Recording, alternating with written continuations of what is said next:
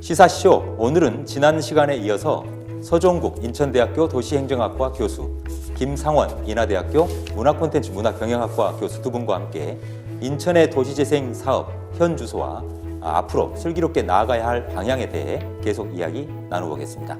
질문 이어가 보죠. 김상원 교수님, 이렇게 이 도시재생이 원활하게 만약에 추진이 된다고 하더라도 그 이후에 그냥 방치되거나 또는 여전히 원주민들이 많이 다시 유입이 돼서 살지 않는다라면 이게 지속 가능한 도시 발전이라는 건 결국 기대하기가 어려운 거 아니겠습니까? 이런 부분은 어떻게 우리가 보완하고 미리 챙겨가야 할까요? 네, 그 도시 재생을 한다는 그 근본적인 목적은 도시도 그 라이프 사이클이 있습니다. 그 라이프 사이클이 있는데 언젠가는 그 도시의 기능을 상실하고 그래서 이제 도시가 쇠락하게 되는데 어떤 그 도시 행정구역도 마찬가지가 되겠죠. 지금 외곽에 신도시들이 많이 생기면서 그 중심에 있던 원도심들이 쇠락해 가는 그런 과정을 겪고 있는데요. 도시 재생을 한다는 것은 결국은 오랫동안 지속 가능한 방식으로 발전되는 방식을 우리가 꿈꾸고 있는 것이 되겠죠. 외국에서는 이제 세 개의 기둥 이론이라고도 합니다. Three Pillars Theory라고 그러는데. 세 개의 기둥. 기둥 이론이라고. 네. 그런데 그 세 개의 기둥 중에 하나가 보통은 생태적 가치가 있고, 그다음에 사회적 가치, 그다음에 경제적 가치. 이 세 개의 가치를 중복될 수 있을 때 가장 그러니까 지속 가능한 방식으로 발전하게 된다라는 개념을 가지고 있습니다. 근데 우리는 보통 도시 재생을 할 때 국토부에서 경제 기반형 도시 재생이라는 표현이 있는데요. 그 경제 기반형 도시 재생은 경제적으로 활성화될 수 있는 어떤 기능을 부여해서 도시를 활성화시키겠다고 하는데, 그런 그 도시 재생의 가장 큰 단점은 아까도 말씀드렸지만 그 주민들이 배제돼 있는 상태로 많이 발전하는 형태가 된다. 그래서 도시를 계획하고 도시와 관련한 그 행정을 하는 분들의 입장에서는 활성화가 됐기 때문에 성공적이다라고 얘기할 수 있지만 실제로 거기에 살고 있는 주민들에게는 그렇게 반가운 일이 아닐 수도 있다라는 점이 되겠죠. 그런데 보통 그러다 보니까 이 생태적 가치, 사회적 가치, 경제적 가치를 얘기할 때 세 가지 중에 아무거나 먼저 하는 것이 아니라 사실은 유엔에서 이것의 우선순위를 정해놓고 있습니다.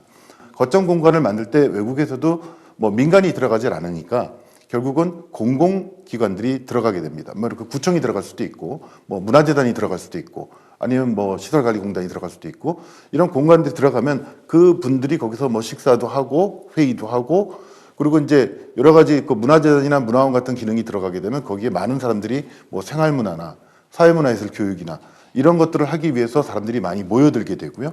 그래서 이제 커뮤니티들이 많이 활동할 수 있는 공간이 되죠. 이 커뮤니티들이 많이 활동하게끔 하는 것들이 사회적 가치라고 할 수 있겠습니다. 사회적 가치가 확산될 때 역동적으로 사회가 움직이기 시작하고, 그것이 나중에 경제적 가치를, 어떻게 보면 경제적 교환 가치를 견인하게 된다는 것이죠. 그러니까 처음부터 경제적 가치에 해당되는 것들을 그 랜드마크처럼 그런 걸 집어넣는 것이 아니라 오히려 나중에 다른 그 생태적이나 사회적 가치로 인해서 그것이 견인되게 해야 된다. 이런 것들이 먼저 이루어져야 된다는 것입니다. 그래서 이런 말도 있죠. go slow to go fast. 그래서 좀 빨리 가기 위해서 좀 천천히 먼저 가보자. 그래서 일단은 그 도시 문제를, 이 생태계를 어떻게 조성해야 되고 그걸 하기 위해서는 어떤 기능을 집어넣어야 되고, 그 기능이 들어갔을 때 주민들의 역동성을 어떻게 살려내면서 일자리를 확산시키고 그거를 통해서 어떻게 경제적 가치를 견인할 수 있을까, 이런 문제를 근본적으로 생각하는 그런 약간 처음에 시작할 때 단계에서 좀 더 천천히 가는 모습이, 그리고 숙고해서 좀 더 제대로 진단된 방향성을 제시하는 것들이 굉장히 필요하다, 이렇게 생각을 하고 있습니다. 제가 조금 서영국 교수님, 현재 문재인 정부에서 추진하는 도시재생 뉴딜 사업과 관련해 가지고 조금 부연해서 설명을 드린다면, 도시재생 뉴딜 사업의 핵심은 앞서도 조금 개념정에서도 설명드렸다시피 관이 지원하되, 관은 이제 어떤 형태로 지원하냐면은 마중물이다 해가지고 마중물 사업에 정부가 약 많게는 한 300억 정도 지구에다가 이렇게 지원을 하고 있습니다. 그다음에 이제 그 마중물 사업을 가지고 활용하는 것은 앞서 말씀드린 대로 도시 거버넌스, 지역 공동체가 그걸 활용을 합니다. 대부분 사업 기간이 4년에서 이제 5년 동안 하는데 이게 이제 마중물이라는 게 잘 아시겠지만은 잘못 쓰게 되면은 빠져나가서 우물이 더 이상 안 나오는 경우죠. 또 이제 잘 활용하게 되면 우물을 계속해서 활용해서 이용할 수 있는 어떤 그런 장점이 있는 거죠. 그래서 5년 동안 이 마중물 사업을 통해서 궁극적으로 노리는 것은 지역 공동체 형성입니다. 거기에 살고 있는 주민이나 상인, 그다음에 기업 또 각종 그 민간 단체들 이 분들이 지역 그 가버넌스를 구축해가지고 지속적으로 마을의 주인 역할을 하면서 또는 동네 주인 역할을 하면서 스스로 끌고 가는 과거에 이제 관주도나 또는 특정 기업이나 민간에 의해서 개발을 하는 어떤 그런 방법이 아니라 지속적으로 스스로 주민이나 마을 이것을 끌어가는 어떤 그런 형태로 구축하는 게 어떻게 보면 궁극적인 목적입니다. 지역 공동체를 형성을 하면서 지역 공동체의 주체를 만들고 그 사람들이 자율적으로 오랫동안 마을의 애착심을 가지면서 발전시키는 어떤 그런 틀을 만드는 게 도시재생의 기본 철학이다 이렇게 볼 수 있겠습니다. 네. 그것을 잘 5년 동안 만들어야 하는 게 이 도시재생 사업의 마중물의 효과다 이렇게 정리를 할 수 있습니다. 저도 조금 더 첨언 드리고 싶은데요. 네. 지금 교수님이 말씀하신 게 전적으로 저는 옳다고 생각하는데요. 근데 이제 우리 사회에서 거버넌스를 얘기할 때 이 거버넌스의 성공적인 사례를 찾기가 되게 어렵습니다. 아, 예. 그래서 그 유엔에서 2015년에 유엔 보고서에 따르면 아까 3 필라스 시어리 해가지고 3개의 기둥 이론이라고 했잖아요. 기둥을 하나 더 세웠어요. 그 기둥이 뭐냐면 문화적 가치입니다.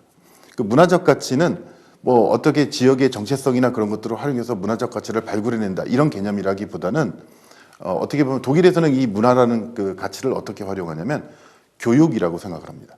왜냐면 예를 들어서 만약에 오페라 같은 그 문화 그 훌륭한 공연이 인천에 온다. 근데 만약에 한 15만 원, 20만 원, 30만 원 이렇게 하는 정도의 아주 고가의 공연이라고 한다 그러면 관람료가요. 네. 네. 그렇게 되면 이제 사실은 관람객이 많이 안 차죠. 어떻게 보면 그 공연 그 기획자들에게 인천은 그 공연 기획의 무덤이라고도 합니다. 이제 관람객이 안 오는 거죠. 네. 그럼 인천 사람들이 돈이 없어서 안 가느냐? 사실 그렇지 않습니다. 그 사람들은 인천 사람들이 먼저 먹고 살기 힘드니까 그런 걸 못 간다 이런 얘기도 있지만 그런 거를 체험해 본 경험이 없기 때문에 그런 것을 가지 않게 되는 거죠. 그래서 이 문화적 가치라는 말은 어떤 때 사용하냐면 주민들에게 여러 가지 교육을 합니다. 지속 가능한 교육이 뭐고 커뮤니티를 어떻게 만들어 가야 되고 그다음에 그 관과 어떻게 협력해야 되고 도시 재생을 할 때 어떤 식으로 방식으로 해야 되고 그래서 우리 마을의 쓰레기 문제라든지 뭐 주차 문제라든지 그 여러 가지 그 도시 경관 문제라든지 그 아니면 그 생활 필요 시설이라든지 이런 것들을 주민들 스스로 만들어 갈 수 있도록 그거를 교육을 하게 되고 그들이 어느 정도 공동체가 만들어질 때 그들을 지원해 줄 수 있는 전문가들을 투입하고 이런 식의 일련의 과정들이 있어야 된다는 것이죠. 그래서 아까 말했던 생태적 가치, 사회적 가치, 경제적 가치에다 그거를 전체를 포괄할 수 있는 문화적 가치를 집어넣어서 그래서 우리도 도시 재생을 할 때 교육이라는 그 문화적 가치라는 개념을 좀 더 같이 가게 되면 아까 교수님이 말씀하신 것처럼 그 거버넌스 체계를 좀 더 현실적으로 만들어갈 수 있지 않을까 이렇게 생각합니다. 네, 좋습니다. 자, 그렇다면 외국의 어떤 사례 중에서 우리 대한민국 또는 인천광역시가 좀 본받았으면 좋겠다라는 그런 사례가 좀 있을 수 있을 것 같은데요. 인천이 도시재생 사업을 추진하면서 좀 타산지석으로 삼을 수 있는 그런 좋은 사례 또는 반면 교사로 삼아야 될 그런 안 좋은 사례 혹시 있다라면 서정국 교수님부터 소개를 해주시겠습니까?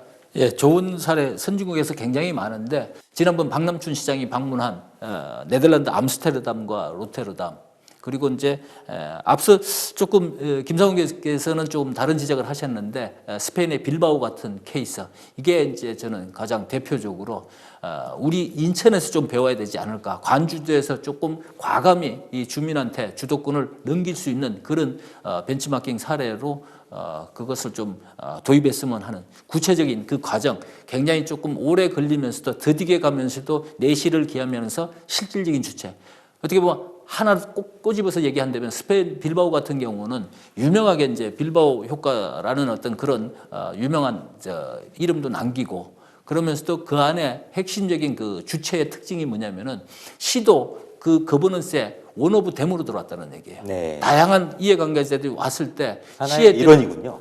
예, 일원으로 와가지고 지원을 하고 의견도 얘기를 하고 그렇게 하면서 어떻게 보면 수평적인 어떤 거버넌스 체계를 구축했기 때문에 그게 성공하지 않았나 이렇게 봅니다. 마찬가지로 이제 이 암스테르담이나 이 로테르담 같은 경우도 우리가 이제 직접 비교할 수 있는 게 비슷한 항만 산업에 의해서 굉장히 그동안 그 영화를 누렸던 어떤 그런 지역인데 이 세태를 직면하면서 회복한 그런 사례이기 때문에 지금 이제 인천시에서 계양창조도시 그다음에 내향 재개발 중점적으로 추진하기 때문에 이것도 역시 마찬가지입니다. 우리가 지금 내향이라든지 계양창조도시가 안 가는 게 이게 이해관계가 굉장히 복잡합니다.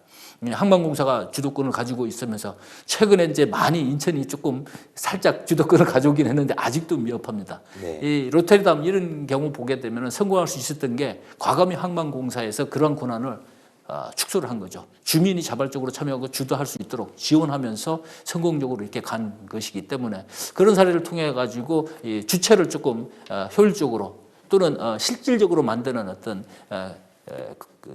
모범 사례로 좀 도입을 했으면 하는 측면에서 조금 제안을 하는 바입니다. 네, 빌바오와 이 암스테르담 또 로테르담 사례를 들어주셨어요. 김상원 교수께서는 어떤 그 사례들을 제시하실 수 있겠습니까? 네, 일단은 안 좋은 사례는 이제 우리나라에서 진행되고 있는 수많은 도시재생 사업의 사례를 일단 들 수 있고요. 그것을 보완하기 위해서 아까 교수님이 말씀하신 것처럼 외국에 좋은 사례가 많죠. 그래서 저는 빌바오에 보면 다른 사례를 한번 들어보고 싶은데요. 빌바오에 보면 라비에라는 지역이 있습니다. 라비에라는 지역은 구겐하임 미술관이 있는 지역하고 그리 멀지 않아요. 그러니까 상당히 도심이라는 얘기가 되겠죠. 그 라비에라는 지역의 그 프로젝트 이름이 오픈도어 프로젝트입니다. 일단은 그 당시 라비에라는 지역에 보면 첫 번째 우리가 예상할 수 있는 건 실업률입니다. 엄청난 실업률. 그다음에 이제 그 지역에 사는 사람들의 그 자괴감. 그러니까 그런 것들이 있고 우리나라에는 뭐 이렇게 많지 않다고 볼 수 있겠지만 마약 거래, 그다음 매춘 이런 것들이 그 지역이 굉장히 큰 문제가 됐었고 그다음에 근데 이주민들 때문에 이래서 사회 통합 문제가 굉장히 심각했던 상황이고 그다음에 주택의 조건도 당연히 낙후되니까 안 좋겠죠. 우리나라 상황하고 비슷하다고 볼 수 있고 그다음에 이제 사회적 이용 시설, 아주 편의 시설 같은 것들이 굉장히 부족했다라는 것입니다. 그래서 이 문제를 해결하기 위해서 일단 그 우선순위 원칙에 대해서 아까 말씀드린 것처럼 그 기본 원칙은 먼저 설정해 줘야 됩니다. 왜냐면은 모든 주민들이 이런 그 우선순위에 대한 가치에 대해서 인지하고 있다고 보기 어렵기 때문에 그런 가치를 먼저 선정해 주고 그다음에 지역에서 어떤 사업 단위로 움직일 것인가에 대한 우선순위를 주민들이 토론해서 스스로 결정하게끔 하는 방식으로 유도해 갔다는 게 굉장히 중요한 관점이라고 보고요. 그다음에 그 프로세스를 보게 되면은 일단은 교육이라는 아까 말씀드렸던 문화적 가치에 해당되는 교육이 들어갔고 고용 계획이 들어가 있습니다. 일자리를 만들어서 그다음에 이제 그 라비에라는 지역이 그렇게 큰 지역이 아니기 때문에 거기에는 거점 지역으로 3개의 공공 기능을 할 수 있는 건물을 재활했습니다. 그래서 이제 몰려 있는 게 아니라 이렇게 떨어져 있는데요. 그래서 그 3개의 공공 기능에 6가지 기능을 넣었는데요. 보통 이제 어트랙션 센터라고 보통 그러죠. 우리말로 하면 뭐 매력 센터라고 할 수 있을지 모르지만 보통은 주민들에게 유용하고 그리고 관심을 가질 수 있는 그 어트랙션 센터라는 걸 만들게 되고 그다음에 이제 그 주택 환경을 개선하는 재활하는 그런 이제 방향을 진행을 했습니다. 근데 이제 이런 것들은 대개 도시재생에서 아주 일반적인 패턴이라고 볼 수 있는데요. 이 라비에란 지역의 아주 중요한 특징 중에 하나가 시의회입니다. 시의회가 지역개발기구가 일단 들어오게 되는데 지역개발기구하고 그냥 예산을 배정해서 주는 것으로 끝나는 게 아니라 시의회가 굉장히 리더십을 발휘해서 지속적으로 관여하면서 지원을 계속적으로 할 수 있게끔 했다라는 거고요. 그래서 그 결과로다가 보게 된다 그러면 한 15,000명의 인구가 그 지역에 사는데 1,200명 정도, 1,200개 일자리를 일단 만들어냈고 그다음에 이제 여기 보면 구체적으로 제가 숫자를 가져와서 471명이 재활 작업에 그런데 고용되었다라는 것이 있고요.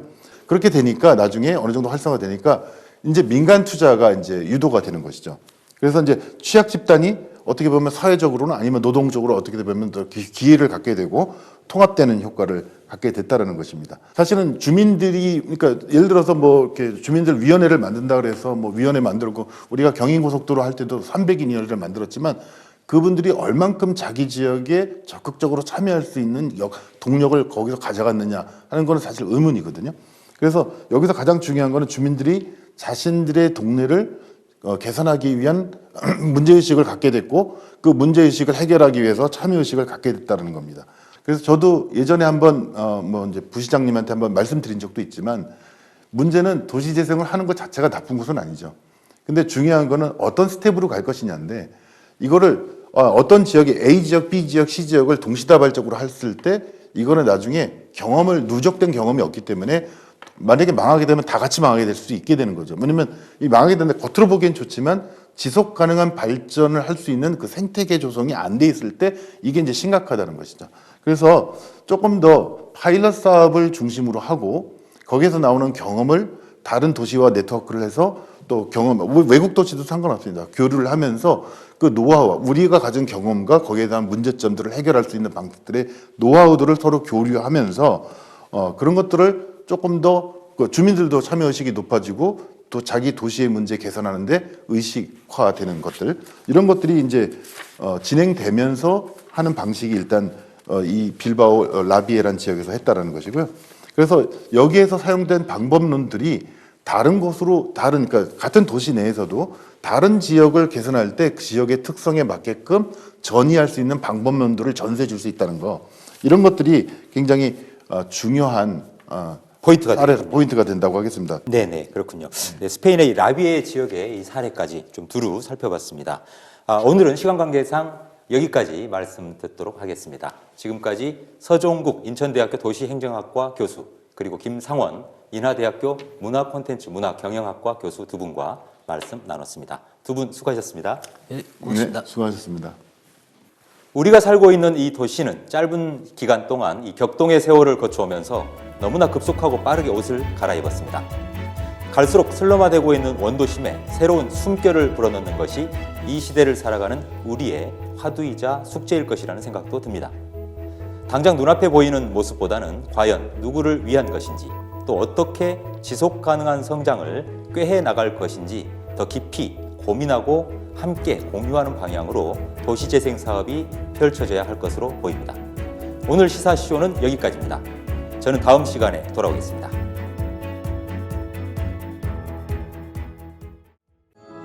인천일보 2019 인천 경기 연감 발간. 다양한 생활 정보를 비롯해 인천 경기의 역사와 현황을 한눈에. 인천 경기의 종합 자료집. 대한민국 지성인의 대백과사전. 인천 경기의 어제와 오늘 그리고 내일을 2019 인천 경기 연감을 통해 만나보시기 바랍니다.